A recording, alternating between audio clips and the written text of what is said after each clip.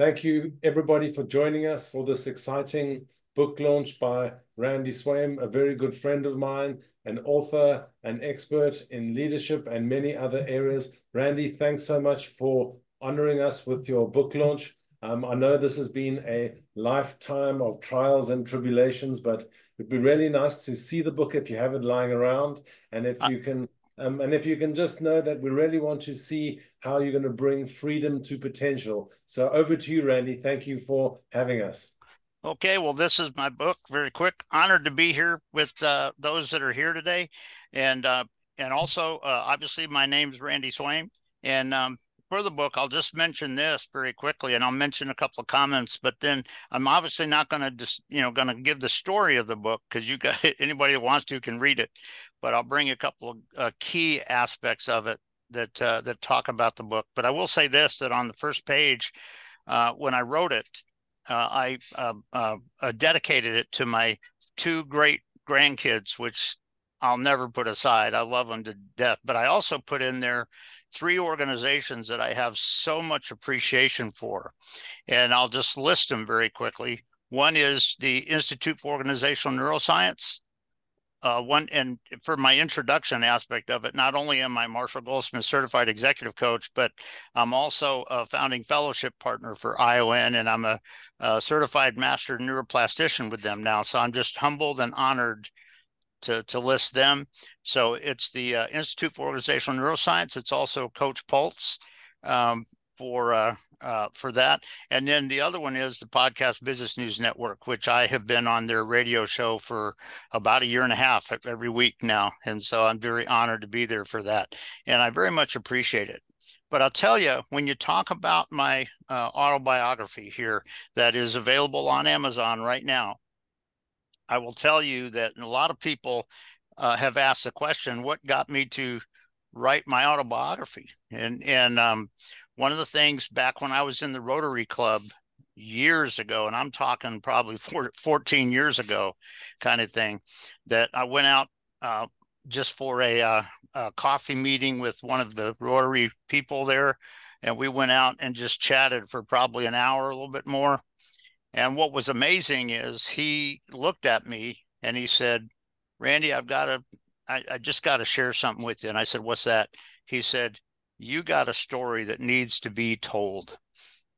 And when I heard that, I was like blown away. And I said, really? He said, absolutely. And I went, oh, wow. And it was about that time that I started writing bits and pieces from my story stuff. And all of this came together. And then I will say this, that Coach Pulse, who's one of the ones that kind of does my website stuff and works together with me very well. And, they've got some people that are professional on this, and we were able to actually conclude the writing and they actually help me publish it on Amazon. So it's on Amazon for about the last month now. But the book is very key, and that's kind of what got me writing my autobiography. Because, like I said, this guy looked at me, and he was a professional. He's been a professional for decades, and he looked at me, and said, "I got to tell you, you got a story that needs to be told." And I will say this: that just in general, the title of it is "Bringing Freedom to Potential," and the subtitle is "It's a True Story of Overcoming and Soaring Above the Storms in Life." And it's a real picture of overcoming the kind of things that can hold you back. And what I tell people is I come from a family that had a lot of struggles and a lot of disconnects and all this, and I don't badmouth my parents at all. I put this in the first chapter of the book. I clearly talk about that. I said I don't badmouth them at all. But they just had some struggles, and guess what? Those struggles impacted me. And so for me to get to my dreams and to really accomplish who I was destined to be and all of that, I had to overcome a lot.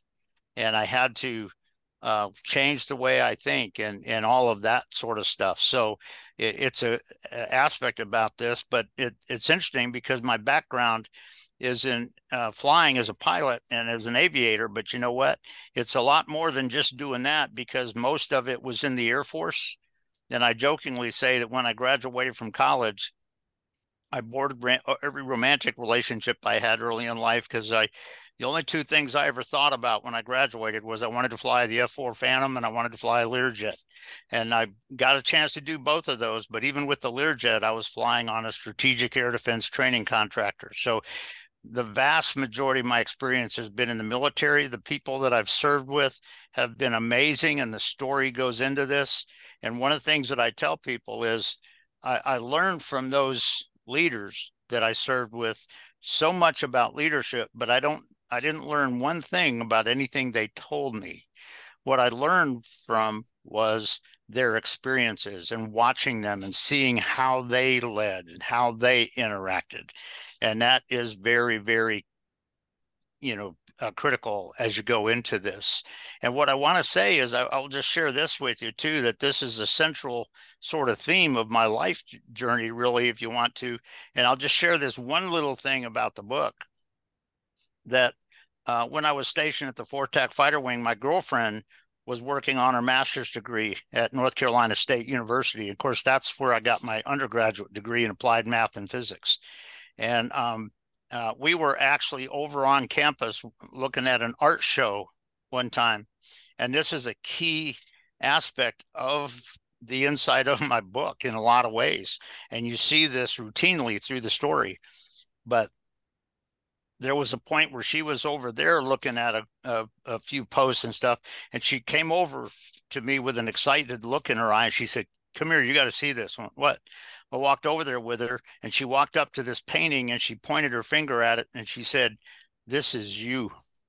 And it was a very simple painting, but it was a quote from Ralph Waldo Emerson. And the quote, you may have heard of it before. The quote was simply this: "Go not where the path may lead, go instead where there is no path, and leave a trail." And she looked at me, and I looked at her with my eyes being captivated. And I looked back at her, and she looked at me, and she said, "Randy, this is you." And that is a fundamental aspect of this aspect of overcoming. And that little piece of it is one of the things in the book. That's about all I'm going to say on it. But it's the book talks about this journey of overcoming and really becoming who you were destined to be, regardless of what it is. And I will say this, that it's not a textbook or anything like that, but through various aspects of this where leadership and overcoming and really achieving came into view, there's a lot of times where I put in a key quote of leadership, a key insight of true leadership that was relevant to that particular situation right then. And I also, as I mentioned, brought some neuroscience aspects. So, and none of these, when I brought one of those in, none of them was more than about 2 or 3 paragraphs. But there was one, at least one time in there where I brought in about 2 to 3 paragraphs of neuroscience aspects that in terms of how the brain works and how that has to kick in to help somebody overcome. But it was all related to my story. And so that's a key aspect about this book. And I will say this, that one of the things that I've included in there is what I call the 4 defining moments in my life's journey.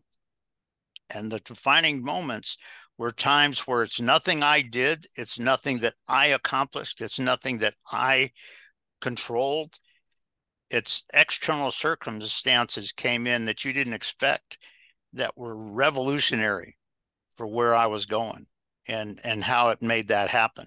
And there were 4 defining moments in my life's journey. And in the book, I kind of talk about each one of them at the key point in time. And each chapter deals with a different little stage of my life, going through the military, going through civilian work, going through being a coach, going through training pilots and certifying pilots and developing trainers and check airmen and things like that.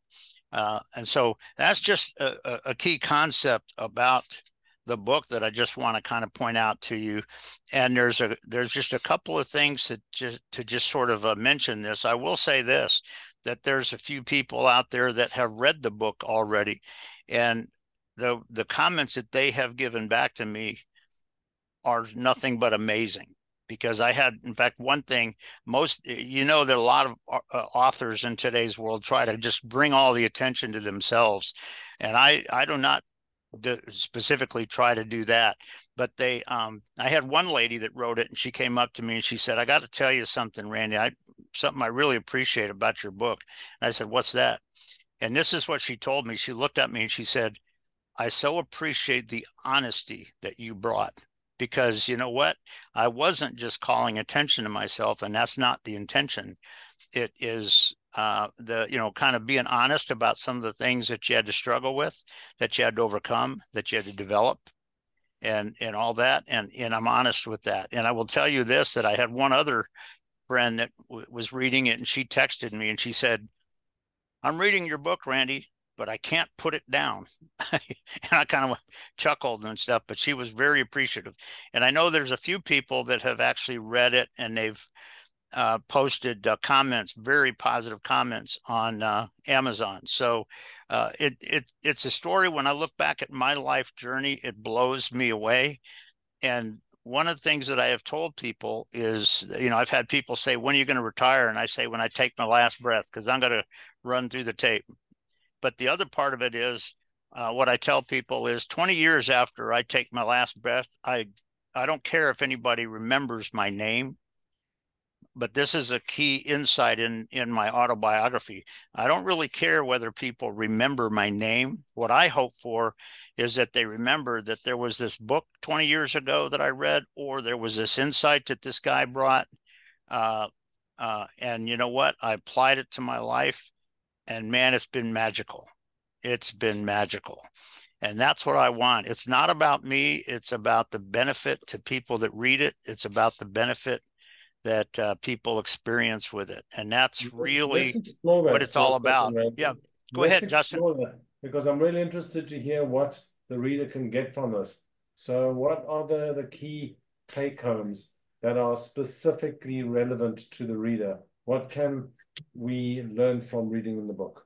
Well, I'll tell you what, some of the things that you can learn from reading in the book deal with some of the things that I just mentioned. For instance, very few people are aware of what happens when defining moments happen or whatever, and what it's really kind of showing you and what it's really developing in you.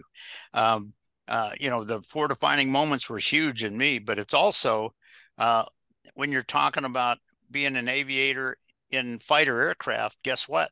It's an unpredictable environment. And a lot of my coaching aspects come from helping, leaders be successful in unpredictable, rapidly changing environments. And not everything fits rote academic pictures.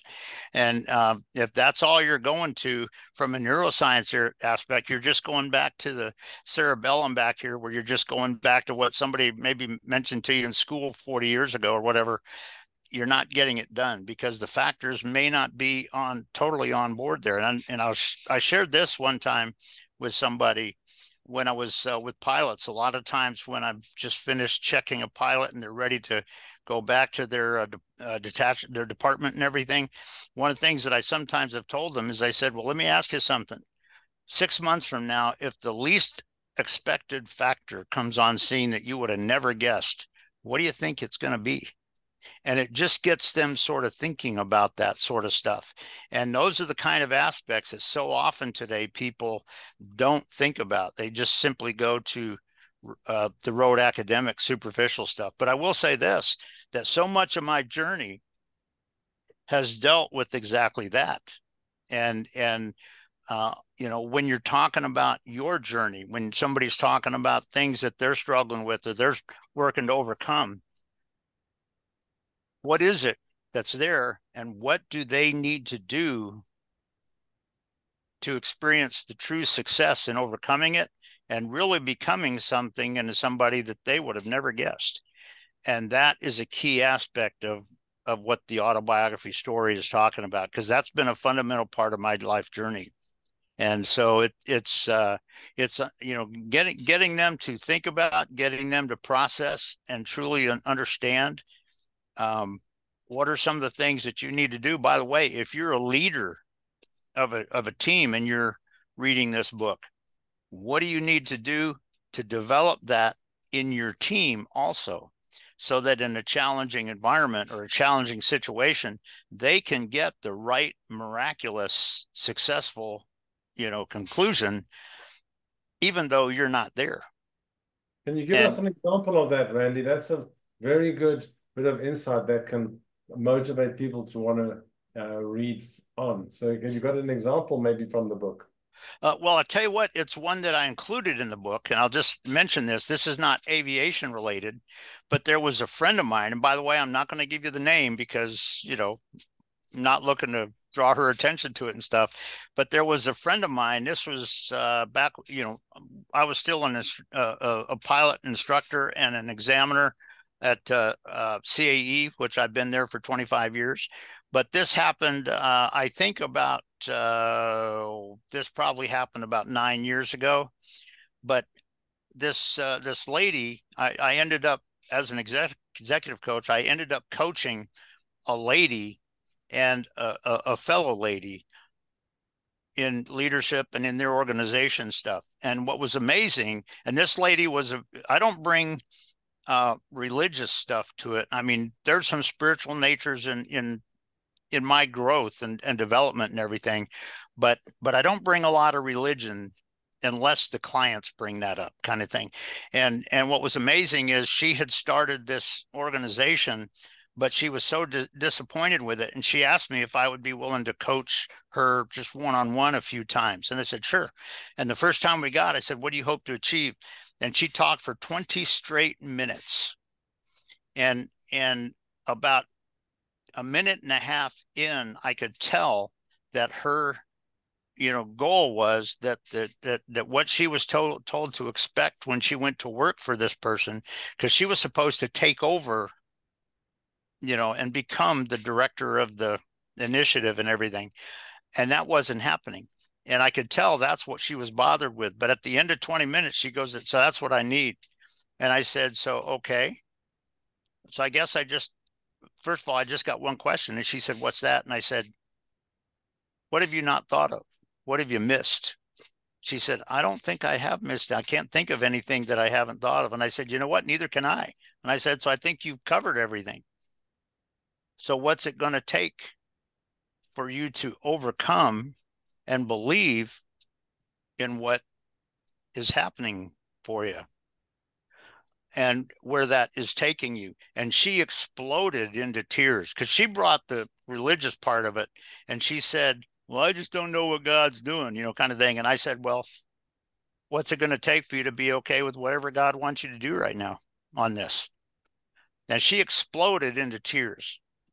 And you know what? I let her cry for about 10 minutes. Oh, not 10 minutes. That's not true. I let her cry for about probably 45 seconds, 50 seconds, something like that. And then I looked forward and I put my hand on her shoulder.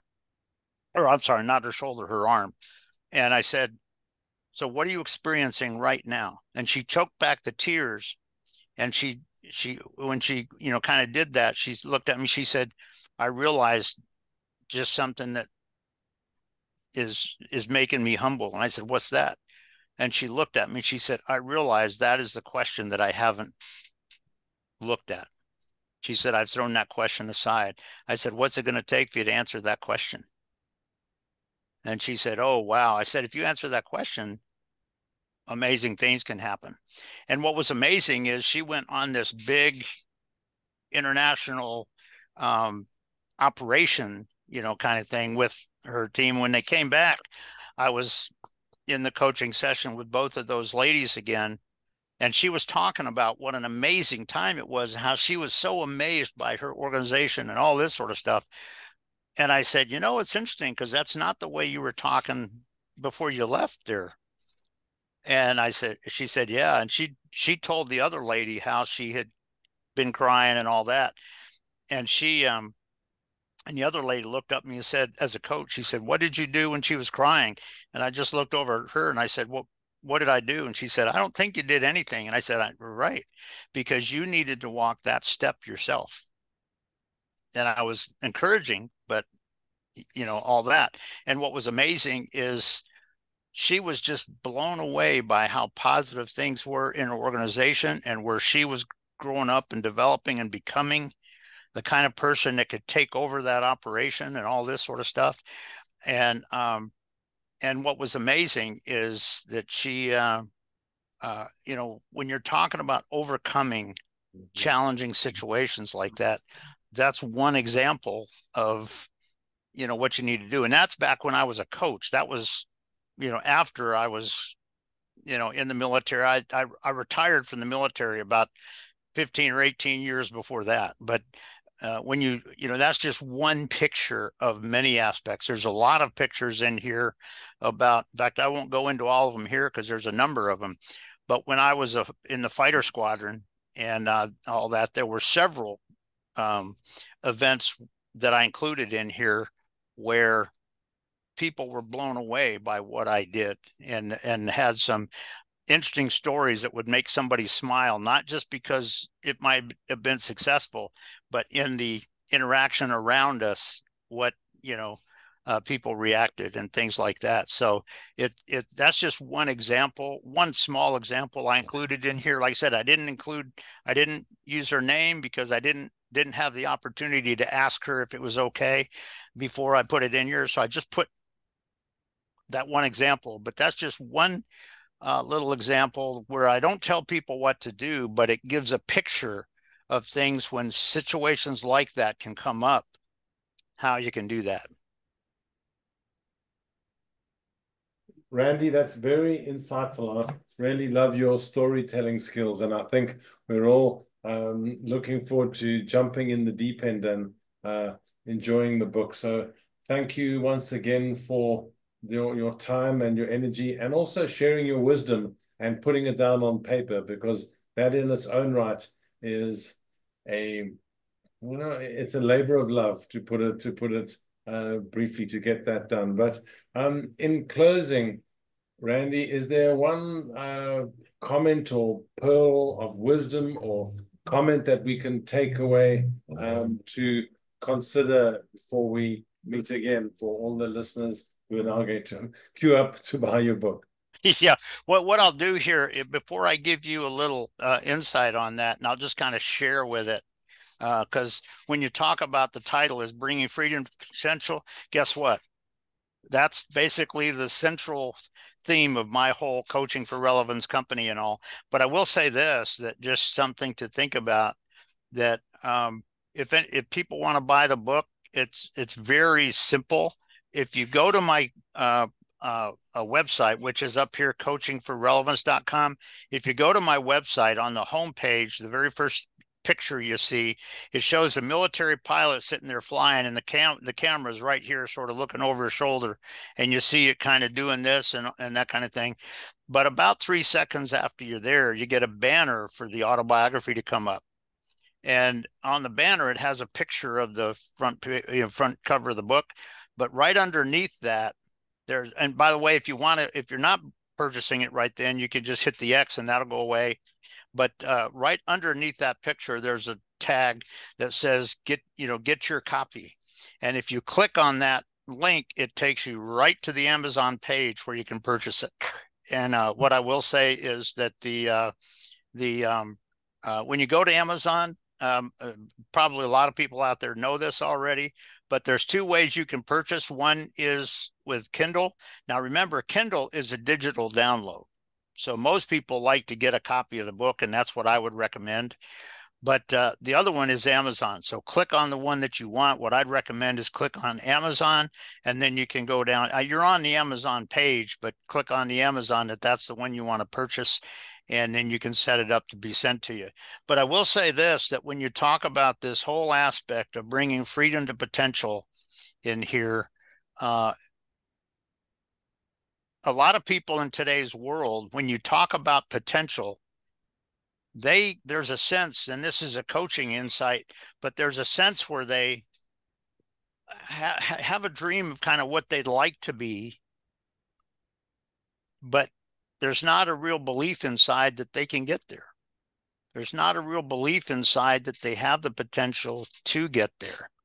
And, one of the things that this book can inspire from my story is that there's a lot of ways, because I'll tell you, when I got out of high school, because of my family thing, all of my dreams were dead. I tell people when I was a kid, I built little military airplanes all over, and I had little military airplanes that I glued together all over my bedroom.